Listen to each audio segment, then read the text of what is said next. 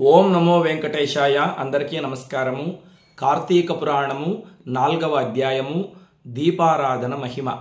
జనక మహారాజుకు వశిష్ఠ మహర్షి చెబుతూ ఉన్నాడన్నమాట. ఓ జనక మహారాజా, కార్తీక మాసంలో ఒక బ్రాహ్మణుడు గోదావరి స్నానం చేసి శివకేశవుల్ని పూజించి ఆ పుణ్య ఫలితాన్ని 3 బ్రహ్మరాక్షసులకి దారపోయగా ఆ 3 బ్రహ్మరాక్షసులు కూడా పుణ్యలోకాలు చేరుకున్నారు అనేటువంటి కథను విన్నావు కదా.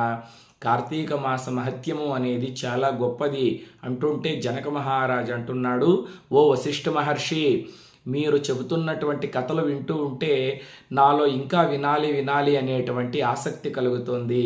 ముఖ్యముగా కార్తీక మాసంలో ఏ పనులు చేయాలి, భగవంతుణ్ణి ఏ విధంగా ఆరాధించాలి, ఏ దేవుణ్ణి ఎక్కువగా పూజించాలి అనేటువంటి విషయాలను మీరు చెప్పగా వినాలనుకుంటూ ఉన్నాను గురువుగారు, చెప్పండి అనగానే వశిష్ఠ మహర్షి ఇలా ప్రారంభించాడు. ఓ జనక మహారాజా, ఈ కార్తీక మాసంలో సమస్త సత్కార్యములను చేయవచ్చును, దాన ధర్మాలను చేయవచ్చును. ముఖ్యంగా ఈ కార్తీక మాసంలో శివాలయాన్ని చక్కగా శుభ్రము చేసి ఆ శివాలయంలో చక్కగా దీపాలు వెలిగించినట్లయితే వాళ్లకు అంత్యమందు శివ సాన్నిధ్యం కలుగుతుంది.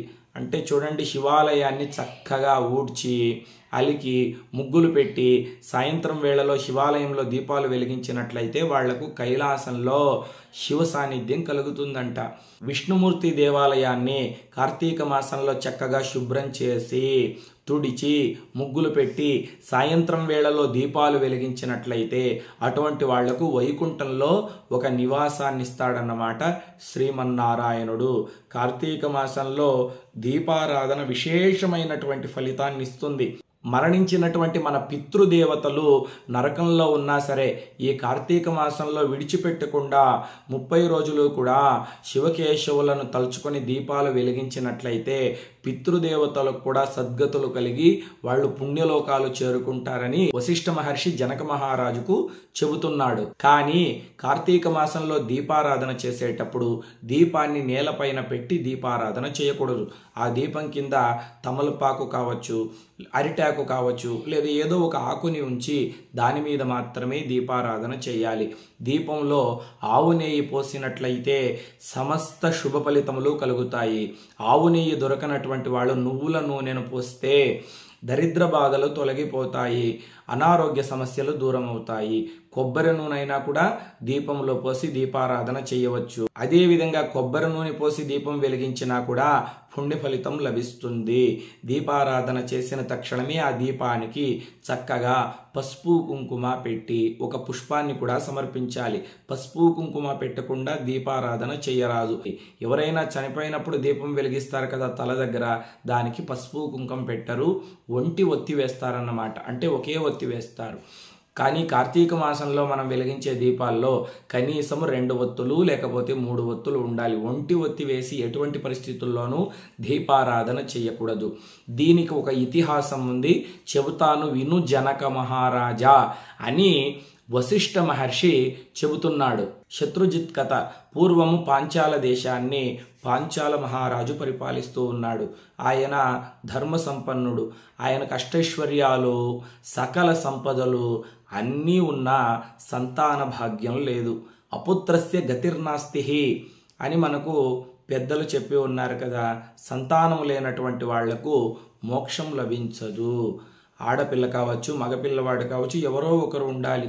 సంతానం లేనటువంటి గృహము శ్మశానంతో సమానము అని పెద్దలు చెబుతారు. శర్వారీ దీపక చంద్ర ప్రభాత దీపకో రవి త్రైలోక్య దీపకో ధర్మ సుపుత్రో కులదీపక అన్నారు కదా. అప్పుడు ఆ పాంచాల రాజు గోదావరి నదీ తీరమునకు వెళ్ళి తపస్సు చేస్తూ ఉన్నాడు సంతానం కోసం.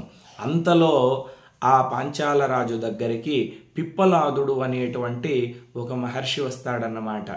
ఓయి రాజా, ఎవరు నీవు, ఎందుకు తపస్సు చేస్తున్నావు అంటే ఈ పాంచాల రాజు ఆ పిప్పలాద మహర్షికి నమస్కారం చేసి, స్వామి, నేను పాంచాల దేశానికి రాజుని, నాకు భగవంతుడు అన్ని భోగభాగ్యాలు ఇచ్చాడు కానీ సంతాన భాగ్యం లేదు, అందుకే నేను ఇక్కడికి వచ్చి తపస్సు చేస్తున్నాను అంటే అప్పుడు ఆ మహర్షి చెప్తాడన్నమాట, ఓ పాంచాల రాజా, కార్తీక మాసమందు శివాలయంలో విడిచిపెట్టకుండా నీవు 30 రోజులు కూడా దీపారాధన చేసినట్లయితే తప్పకుండా నీ కోరిక తీరుతుంది, నీకు సంతానం కలుగుతుంది అని చెబితే పాంచాల రాజు ఆ మహర్షికి నమస్కారం చేసి వెంటనే పాంచాల దేశానికి వచ్చి కార్తీక మాసంలో దేవాలయం అంతా కూడా చక్కగా శుభ్రం చేయించి దేవాలయంలో విశేషమైనటువంటి పూజలు జరిపించి నెల రోజులు కూడా భార్యా సమేతంగా శివాలయంలో దీపాలు వెలిగించాడు.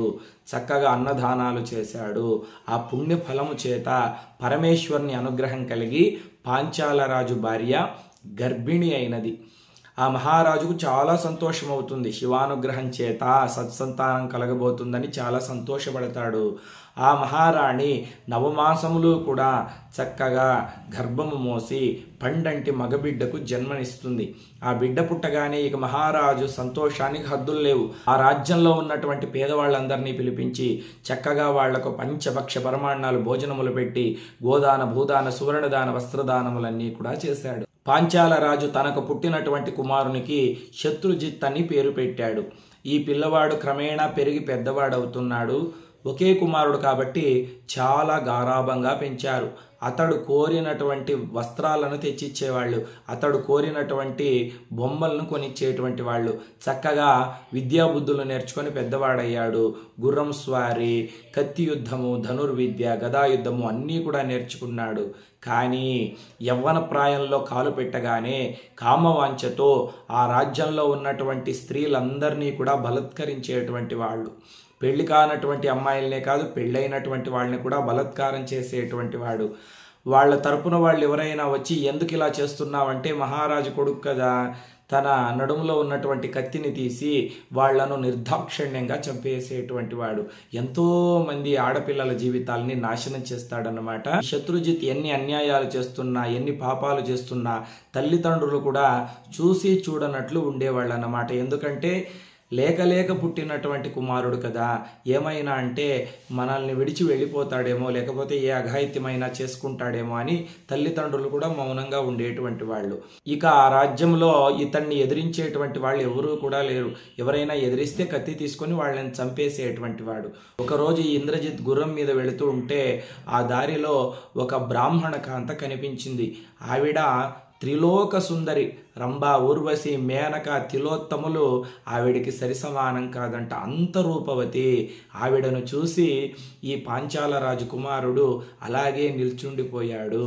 ఆవిడ కూడా ఈ రాజకుమారుణ్ణి చూసి ఎంతో ప్రేమించింది. ఆయనను మీద మనసు పడింది.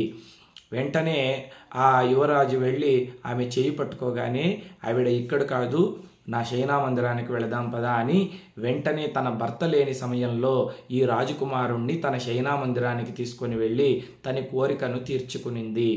ఆ తర్వాత ప్రతినిత్యము కూడా ఎక్కడో ఒక చోట కలుసుకునేటువంటి వాళ్ళు. ఈమె తన భర్త లేని సమయంలో ఈ రాజకుమారుణ్ణి ఇంటికి ఆహ్వానించేది. ఇలా కొంతకాలం వీళ్ళిద్దరూ కూడా స్వేచ్ఛగా కామవాంఛలు తీర్చుకుంటూ హద్దులు దాటిపోతారన్నమాట. ఈవిడ ఇలా చాటుమాటున రాజకుమారుని కలుసుకుంటుందన్న విషయము ఆమె భర్తకు తెలిసింది. ఒకసారి మందలించాడు, ఇటువంటి పనులు మనం చేయకూడదు, పవిత్రమైన బ్రాహ్మణ వంశంలో జన్మించాము, ఇటువంటి చెడ్డ పనులు చేయకూడదు అంటే సరేనండి, నా బుద్ధి గడ్డి తినింది, ఇక మీద చేయను అనింది. 2 రోజులు ఎక్కడికి వెళ్లకుండా ఇంట్లోనే ఉండింది. కానీ రాజకుమారుడు వదులుతాడా? వచ్చి ఆ ఇంటి గడప దగ్గర నిల్చుకొని, ఉన్నావా ప్రియా అంటే ఈవిడ గడప దగ్గరకు వచ్చి, నువ్వెందుకు వచ్చావు ఇంటి దగ్గరికి? మా ఆయన లోపల పడుకొని ఉన్నాడు. లేదు, 2 రోజుల నుండి నువ్వు కనిపించడం లేదు కదా, అందుకే నేను నిన్ను చూడలేకుండా ఉండిపోయాను. మా ఆయన ఎక్కడికి ఇప్పుడు పంపించడం లేదు, మన రహస్యాలు మా ఆయనకు తెలిసిపోయినట్లుంది. అవునా, అయితే మనం ఇప్పుడు ఎలా కలుసుకోవడం? ఈరోజు కార్తీక పౌర్ణమి కదా, నేను సాయంత్రము దీపారాధన చేయాలని శివాలయం దగ్గరికి వస్తాను, నువ్వు కూడా అక్కడికి రా, మనం అక్కడ కలుసుకుందాం. సరే అని రాజకుమారుడు వెళ్ళిపోయాడు. ఈ మాటలంతా కూడా నిద్రపోతున్నట్లు నటిస్తున్నటువంటి ఈ బ్రాహ్మణ కాంత భర్త విన్నాడు.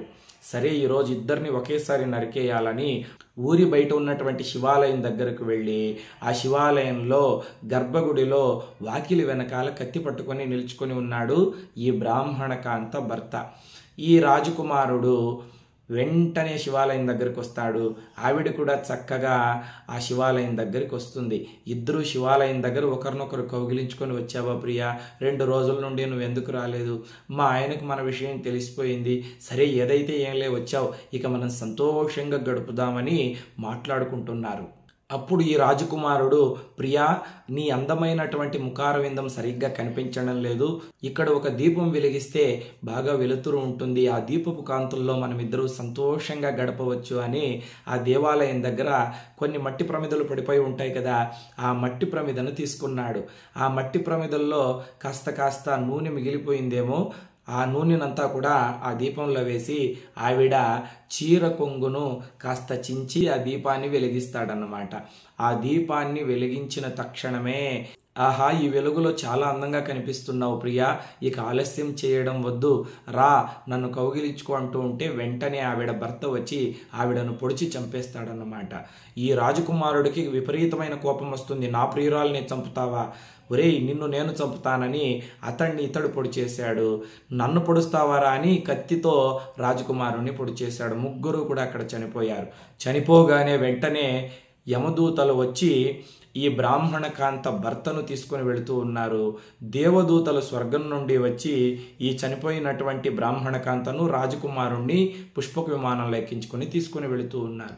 అప్పుడు ఆవిడ భర్త చెప్తాడన్నమాట, యమదూతలారా, మీరెందుకు నన్ను తీసుకొని వెళ్ళడానికి వచ్చారు, నా భార్య పాపాత్మురాలు, అది ఎన్నో పాపిష్టి కార్యాలు చేసింది, నాకు తెలియకుండా అక్రమ సంబంధం పెట్టుకునింది, ఆ రాజకుమారుడు కూడా ఎన్నో పాపాలు చేశాడు, నన్ను మీరు యమలోకానికి తీసుకొని వెళుతున్నారే, ఇది ఏం న్యాయం అంటే అప్పుడు యమదూతలు చెబుతారు, ఓ బ్రాహ్మణయ్య, ఈరోజు కార్తీక పౌర్ణమి, వాళ్ళిద్దరూ కూడా తెలుసో తెలియకో ఈ శివాలయంలో దీపం వెలిగించారు, ఆ పుణ్యఫలము చేత వాళ్ళు పుణ్యలోకానికి వెళుతున్నారు, నువ్వు వాళ్ళను చంపావు కాబట్టి నిన్ను నరకానికి తీసుకొని వెళుతున్నామంటే ఇంతలో ఆ రాజకుమారుడు ఆ మాటలను వింటాడనమాట. ఒక నిమిషం ఉండండి దేవదూతలారా, మేము ముగ్గురము కూడా ఒకే దేవాలయంలో ప్రాణం విడిచిపెట్టాము, మా పుణ్య ఫలితాన్ని అతనికి కూడా మేము కాస్త దారబోస్తున్నాము, అతన్ని మాతో పాటు స్వర్గానికి తీసుకోండి అనగానే సరేనని చెప్పి ఆ పుణ్యఫలం చేత అతన్ని కూడా దేవదూతలు స్వర్గానికి తీసుకుని వెళతారన్నమాట.